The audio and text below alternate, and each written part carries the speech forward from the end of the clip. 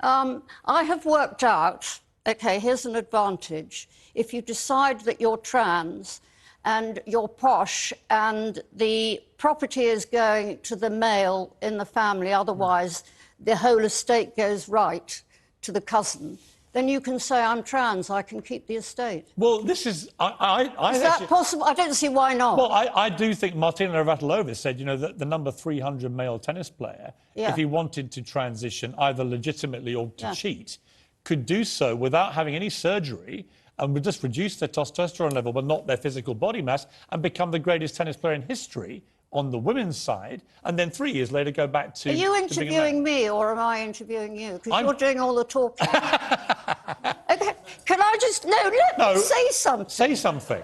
Right, honestly. I've only got 15 minutes. Come on.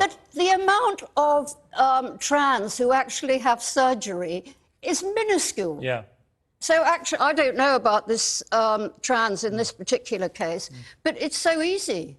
I could suddenly decide to be a male athlete. When you see politicians who can't answer what is a woman, A, what do you feel about that? What is the answer? The answer is a woman is someone with a vagina. Do you need me to say that again? It is somebody with a vagina, and I can now be cancelled. Well, a woman, every dictionary will say, is an adult female, adult human female. That's it. It's not complicated. But they daren't say that. I think it's so disappointing when the leader of the Labour Party, who always has to think for 3 weeks before he makes a decision on anything, just mumbling, Yvette Cooper the same, I don't want to be drawn into that.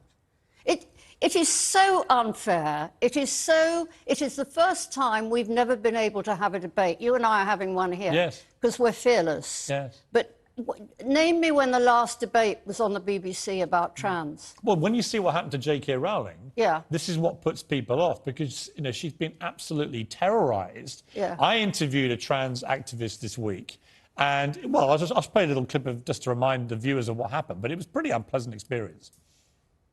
We don't want these people coming in and standing next to this icon of feminism. They are appropriating the imagery of the suffragette movement, a movement for women's liberation, and rebranding it as this hateful movement against trans people. And we don't stand for that. And the majority of women, the majority of feminists don't stand for it.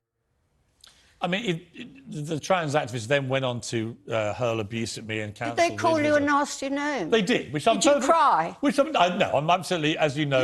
You didn't cry? I'm a bit like you. It doesn't... Sticks and stones is my kind of mantra. But, but what I was struck by was the venom that came with it. And I've seen it applied to J.K. Rowling, and I've seen it to this young skateboarder, Taylor Silverman. When she went public, the abuse that she got from the trans community was appalling on social media. Why are they so angry? You see, I don't understand. Why haven't we got a trans person here who will argue with us sensibly? Yeah. There is no debate. And try and reach a point of consensus, right? Yeah.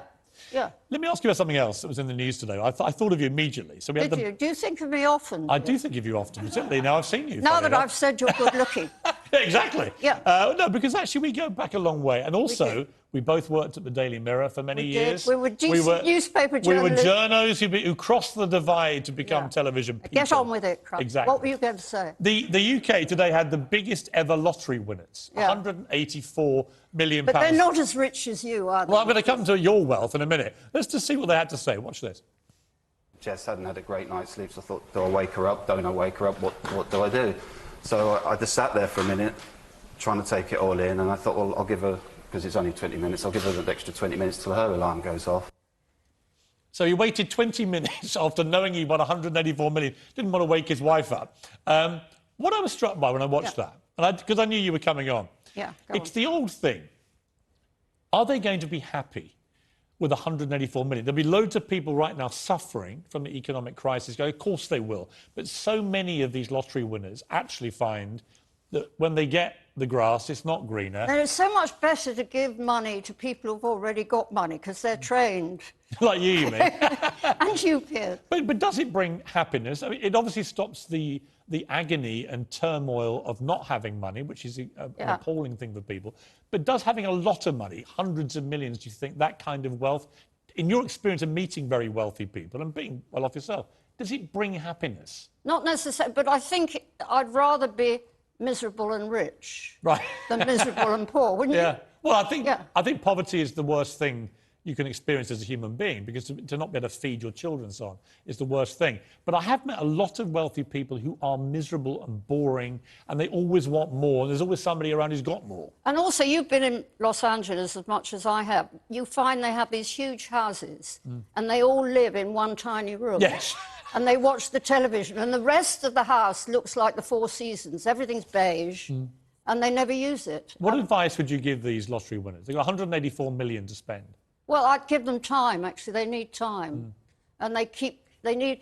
So Stephen Daldry once said to me, when he'd become quite rich from his first movie, Billy Elliot, he said, if you're looking after relatives, never give them a set amount every year. Always make them worry they might not get anything from you next year.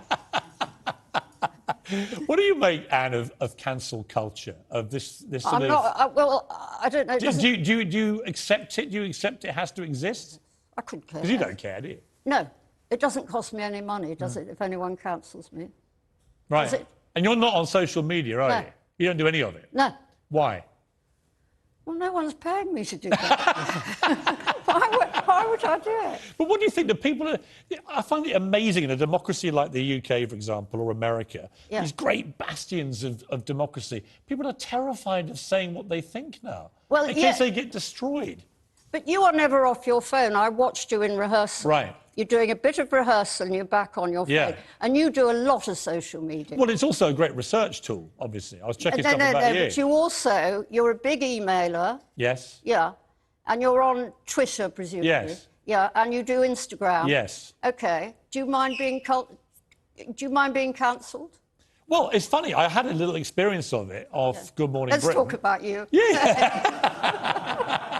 No, but I lost my job on Good Morning Britain for expressing an honestly held opinion. What a great future you suddenly had. Yeah, it was a great career move. But actually, in the moment, I was pretty appalled that I was not able to express myself honestly and had to then depart a job I loved. I found it a weird new phenomenon. But do you know what, Piers? The nation cried for weeks. Have you got over it yet? You know, I'm quite proud of you, because people are incredibly fond of you because you're fearless. Thank you. Yeah, you don't know what to say to Can we give Anne a bit more time, please? I think the interview's beginning to really go the way I hoped. Right. What else do you want to embarrass me about? Well, what do you want? I'll tell you what I want to ask you about. The Platinum Jubilee coming up with the Queen. And she's a remarkable woman, isn't she? Our entire lives, we have one monarch. Yeah. What do you feel about her? What do you feel about the monarchy? What's going to happen when she's no longer with us? I think, actually, the Kate and William thing is very lucky. I saw the pictures of... why do we still call her Kate Middleton? I don't know. Actually, I don't know what we call her. I was told Duchess of Cambridge, yeah. No, but everyone does still call her Kate Middleton. That she has been terrific, those two, haven't they? Yeah. They've just stepped in and we're fond of them and they seem to do the right thing. You watched them tonight at the Tom Cruise premiere and they're just a class act, aren't they? Yeah, they are. And they understand, I think, the kind of less is more, don't give big whiny interviews. I mean, obviously the comparison is Harry and Meghan, who just seem to have gone completely rogue. I mean, they're due back, apparently, for the Jubilee. What do you think of... I don't think they'll be at the Jubilee. I mean, I don't know why they don't understand. They're living in this socking great house. I mean, you and I could sit at home doing video calls saying, please help the poor today. I'm not actually getting off my backside. I know. Would you mind? I find the hypocrisy is what grates. And also using the royal titles to make themselves very rich and then trashing the royals and the institution that afforded them the titles. I'm wondering whether Meghan will find another step up. Is there anyone greater than... What is the next step, do you think? I don't know, but if there is one... Meghan is what I call last in the queue, first on the bus. Before I let you go, you've just left Countdown, which a lot of fans will be very upset about. You were brilliant on it. I read the sort of tea leaves. It looked like... people weren't getting on great. Would that be fair, all of you? No, I mean, Susie Dent is great. Rachel Riley is completely brilliant at the maths. You just didn't get on well? No, I didn't not get on, but some performers like a lot of noise around them before they go on air, and others like me who are trying to get the contestants to remember what their hobbies are. would like some quiet while she's doing that in the 2 minutes.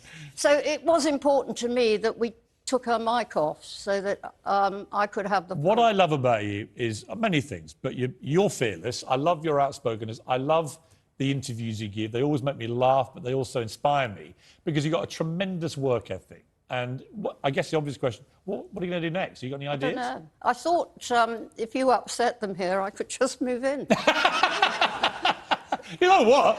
We could take you and TalkTV. You'd be fantastic. Yeah, it's the money, but is the money good enough? Look at this suit. Yeah. Anne, lovely to see you. So good looking. A real pleasure. Oh, thank you. You can come back. Can we book Anne immediately for next week? It's lovely to see you. Looking fantastic. And it's always a joy to have you. Really appreciate it.